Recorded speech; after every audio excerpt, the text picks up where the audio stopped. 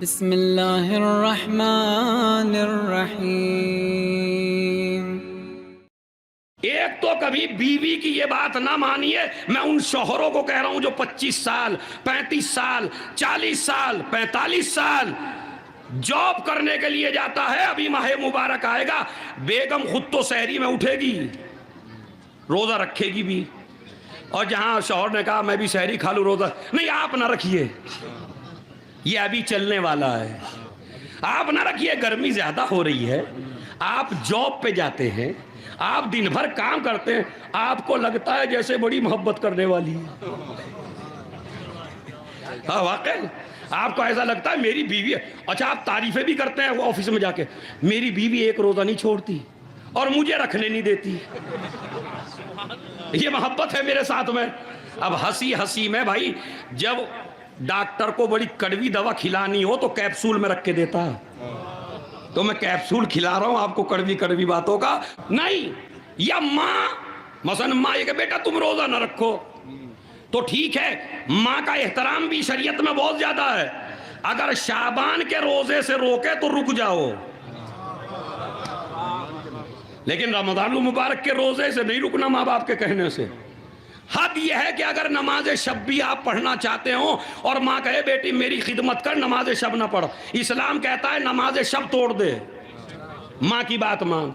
लेकिन अगर ये मगरिब ना पढ़ने दे तो अब ना मानना, रजब के रोजे छोड़ देना, रमजान मुबारक के रोजे, तो जब माँ बाप की वजह से नहीं छूट सकते तो बीवी की वजह से भी नहीं। मगर ये अजीबो गरीब मोहब्बत चलिए, ये मेरी माँ बहनों, इस्लाम बचाओ, इतनी मोहब्बत में ना हो, इसे बेजा मोहब्बत कहते हैं। आप जॉब पे जाते हैं, अरे आप आदत डाल रही हैं इस आदमी को रोजा न रखने की, जो 25 साल में न रख सके वो 50 में क्या रखेगा?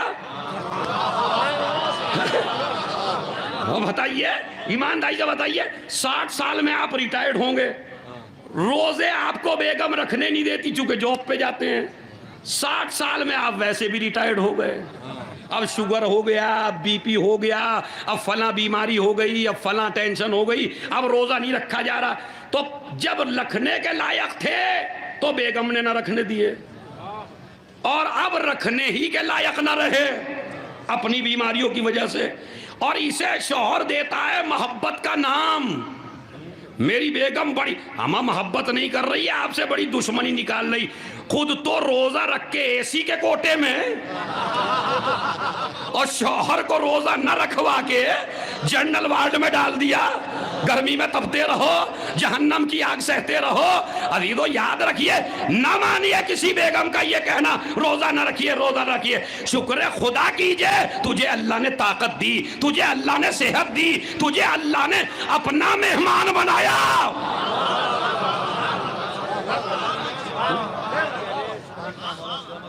देखिए इनकी क्लास भी अच्छी ले ली मैंने, अपनी रोकेंगी इंशाअल्लाह। हंसी हंसी में बड़ी कड़वी बात है, इसलिए कि आजकल हमारा जवान रोजे से भागता है, नहीं रखता। इफ्तारी में मजमा बहुत होता है, मगर सबको न समझिए सब रोजेदार हैं। शर्म करो मियाँ, हया करो मियाँ, गौर तो करो कुछ।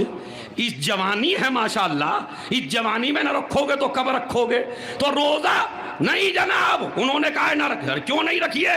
फिर मजलिसे करने का फायदा क्या है? बाप कहता है बेटे से बेटा तुम न रखो, खुद 60 साल का होकर रख रहा है, इसे 40, ये बेचारा 35 का है, 30 का जवान, इसे नहीं रखने देता। क्यों? इसका मतलब है ये माँ बाप नहीं है, ये तुम्हारे दुश्मन हैं जो आपको जन्नत में जाने से रोक रहे हैं। करबला यही पैगाम आपको देने आई थी। मुझे बताइए तुम में से कौन ऐसा है जो चाहता हो जवान बेटा मेरे सामने मर जाए? हाँ बोलिए जरा, कोई है ऐसा? कोई नहीं नाम है जो ये चाहे मेरा बेटा मुझसे पहले मर जाए। हर आदमी यही कहता है नहीं पहले मैं मरूं, मेरा बेटा बाद में। करबला अलग पैगाम देती है। करबला क्या कहती है? मेरा बेटा मेरे सामने मर जाए। अरे बहुत बड़ी बात है, अगर मैं समझा पाया तो खुदा की कसम सुनी नहीं होगी कभी। पैगाम है असली। हुर ज़ईफ बाप है, अली जवान बेटा है। हुर को पहले जाना चाहिए या अली को? गौर से बताइए, अली को जाना चाहिए हुर के बेटे को या हुर को? उनको जाना चाहिए। मगर है क्या? करबला आपने अभी समझी नहीं है क्या उलमा किराम? पहले बेटा गया, मैंने कहा हुर से हर बाप यही चाहता है कि पहले मर जाए, आप अपने बेटे को पहले क्यों भेज रहे हैं? कहा मैं कयामत तक हर बाप को एक सबक पढ़ाना चाहता हूं सुबह आशूर, और वो ये है खुद जन्नत में जाना कमाल नहीं है। अरे भाई तवज्जो, खुद जन्नत में जाना कमाल नहीं है जब तक औलाद को जन्नत में ना ले जाओ। अगर मैं पहले मरता तो गैरे मुतमईन मरता, क्या पता मेरा बच्चा बिक ना जाए, हुसैन को छोड़ के चला ना जाए, पहले इसे कुर्बान करूंगा ताकि इत्मीनान की सांस लेके मरूं, मैं भी जन्नती, मेरी औलाद भी।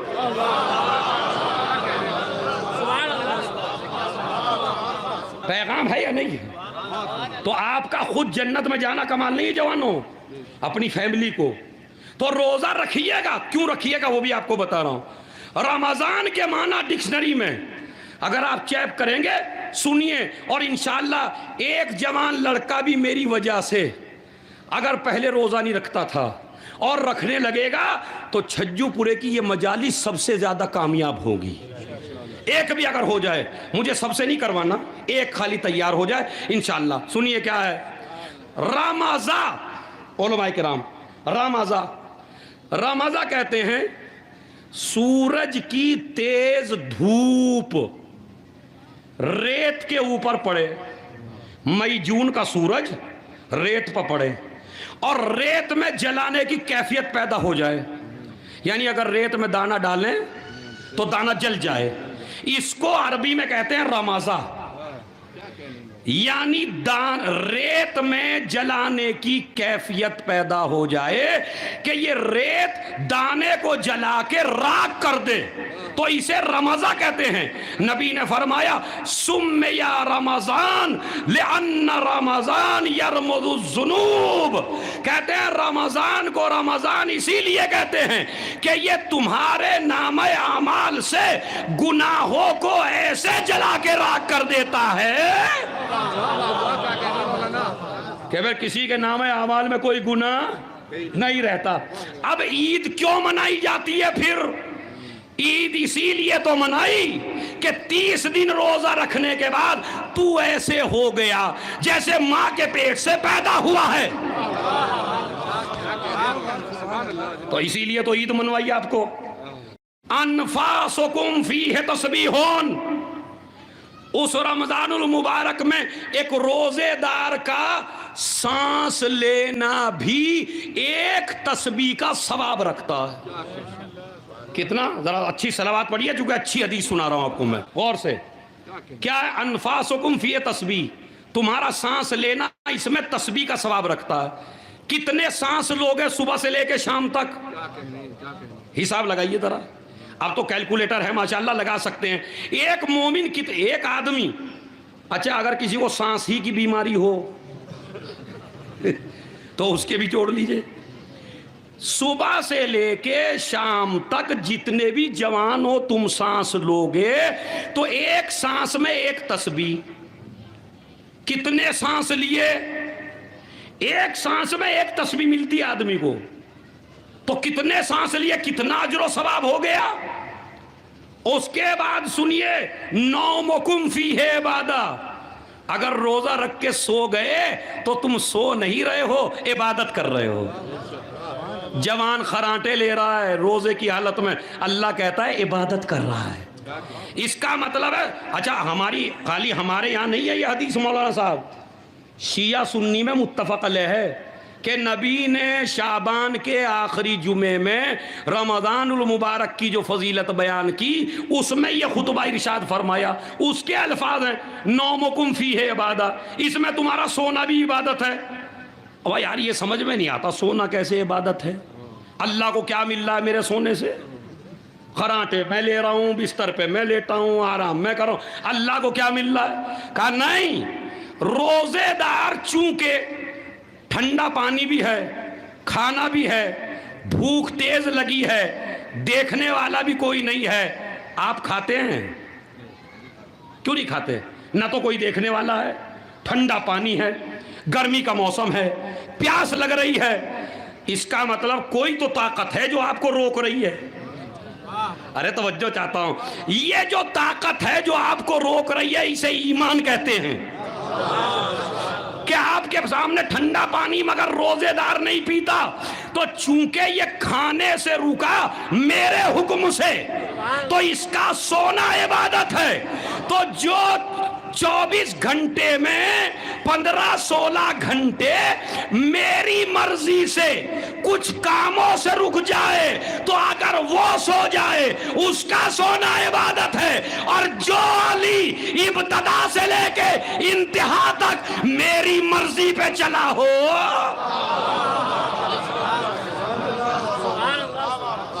तो उसका सोना भी इबादत है।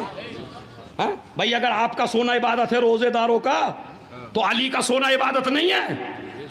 अली का सोना भी इबादत है, आपका सोना भी इबादत है। इसीलिए हम उस नजरिए को नहीं मानते अस्सलातु खैरुम मिनन नौम, बिल्कुल नहीं मानते। इसमें कोई तखय्या नहीं है, पूरी दुनिया में जाए तो जाए भाई।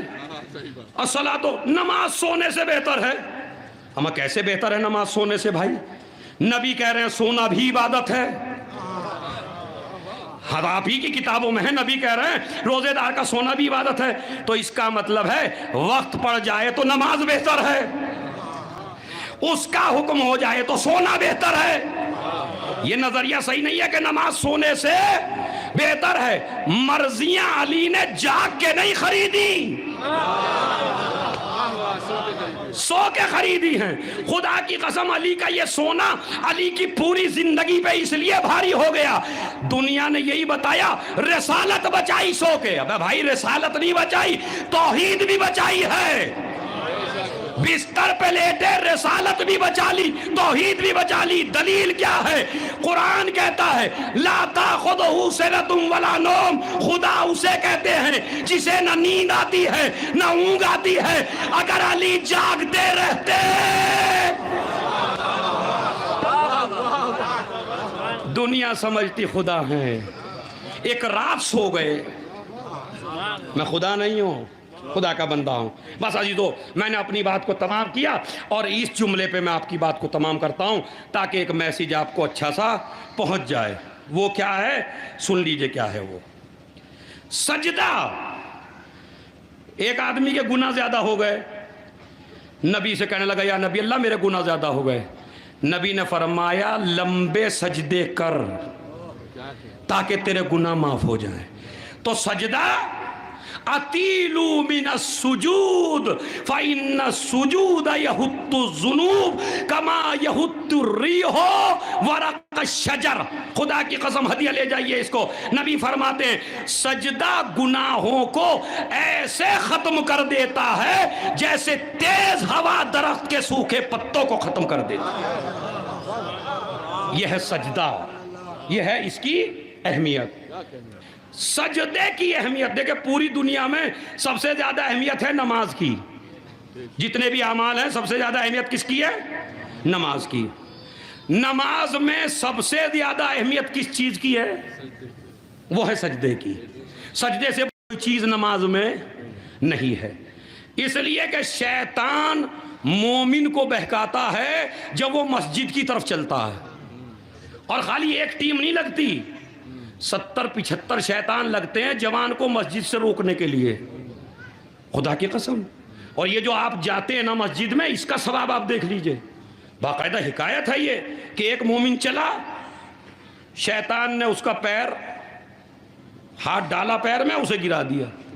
अब वहां कीचड़ था और बिल्कुल ठेठ जबान में चौड़ा है, कीचड़ जो होता गंदा पानी, उसमें गिरा दिया। और शैतान कहने लगा अपने चेलों से कि अब नहीं आएगा ये। हमारे यहाँ तो अगर जाना भी चाहे तो हमारी माँ बहन रोक लेती है, छींट लग गई। ये छींट बड़ी अजीबो गरीब चीज है। अब वो तो पूरा ही गिर गया भाई नाले में। अब वो गया, बेगम ने कहा छोड़ो, कहा छोड़ेंगे नहीं। नहाया, नया लिबास पहना, फिर चला। शैतान ने फिर गिराया, दोबारा फिर आया, फिर नया लिबास बदला, अच्छे कपड़े बदले, फिर मस्जिद की तरफ। कमबख्त मेरा इम्तिहान ले रहा है मेरा खुदा।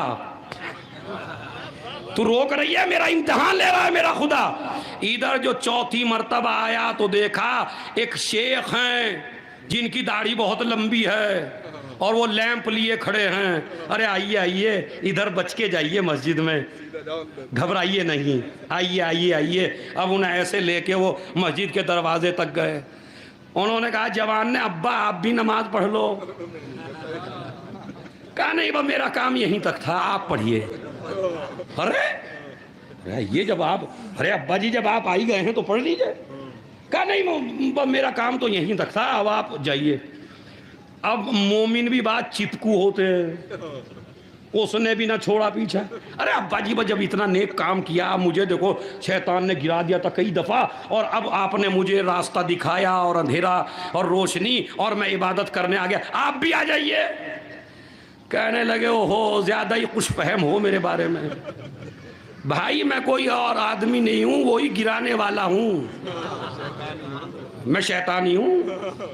जो 3-4 मरतबा गिराया मैंने, तो मैंने ही गिराया था। अब ये तो अरे आप का बिल्कुल। कहा मुझे सबसे ज्यादा दुश्मनी है नमाज से, और नमाज में सबसे ज्यादा दुश्मनी है सजदे से।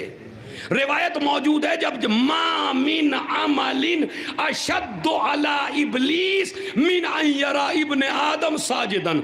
शैतान के ऊपर सबसे ज्यादा सख्त वक्त उस वक्त होता है जब बंदा सजदे में हो। अभी तो सुनिए, आपको मेराज कराऊंगा इंशाअल्लाह।